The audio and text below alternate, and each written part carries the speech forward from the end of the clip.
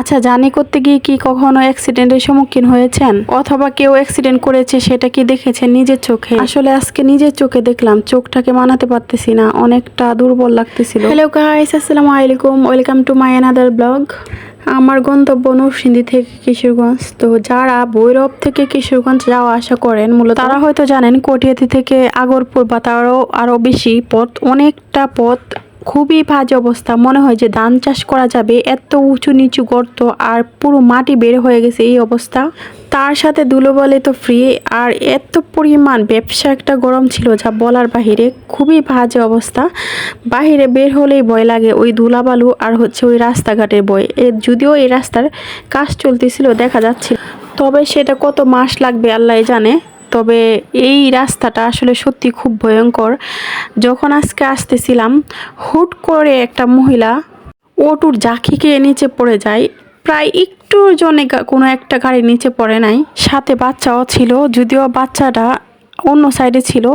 তবে আমি বলবো হয়তো মহিলাটার ভাগ্য ভালো ছিল, হয়তো বেঁচে গেছে, তবে অনেকটাই হাত পা ছিলে গেছে। এটা নিজের চোখে দেখার পর একা একা জার্নি করাটা আসলে মানে কি বলবো, নিজের মধ্যে একটা ভয় ঢুকে গেছে। যদিও এতদিন কোনো সমস্যা হয়নি বলতে এমন না, অনেক কিছুই ফেস করছি ছোটোখাটো, তবে বড় কোনো বিপদ আল্লাহর রহমতে হয় নাই এখন পর্যন্ত। তবে এইটা নিজের চোখে দেখার পর কেন জানি ভয়টা একটু বেশি ঢুকে গেছে, যেহেতু আমি নুসাবাকে নিয়ে বেশিরভাগ সময় এই জার্নিটা করে আসি। তবে অ্যাক্সিডেন্টের পিছনে আমি বলবো ওই রাস্তাগুলোও কম দায়ী না, কারণ ওই রাস্তাগুলো ভাঙ্গা। তবে আমি অ্যাক্সিডেন্টের পেছনে শুধুমাত্র রাস্তাকে দায়ী করব না, আমি মনে করি প্রত্যেকটা ড্রাইভার নিজ নিজ জায়গা থেকে সচেতন থাকলে এত বড় বড় দুর্ঘটনা হতো না। আমরা মানুষদের আগে সচেতন হওয়া উচিত। আর রাস্তাঘাটের কথা নাই বললাম, তবে এই রাস্তা দিয়ে যাওয়ার সময় আমার কয়েকটা কবর চোখে পড়ে। বেশিরভাগই এই অ্যাক্সিডেন্টের রোগী। এই জায়গার আশেপাশে একটা শিশু রাস্তার পাশ দিয়ে যাচ্ছিল, এই রাস্তার পাশ দিয়ে যাওয়ার সময় বাচ্চাটার উপর গাড়ি তুলে দেয়। যদিও ওর বাবা মা ক্ষতিপূরণ নেয়নি তার সন্তানের বদলতে। যাই হোক, আমি দেখতে দেখতে আমি চলে আসছি আমাদের পাকুন্দা উপজেলায়। এটা হচ্ছে আমাদের পাকুন্দা মডেল মসজিদ, আর সেটা বাজারে অবস্থিত। এটা হচ্ছে আমাদের হাই স্কুল, এর পাশে girls school, college, primary school, মহিলা কলেজ, মোটামুটি সব কিছু এখানে বলা যায়।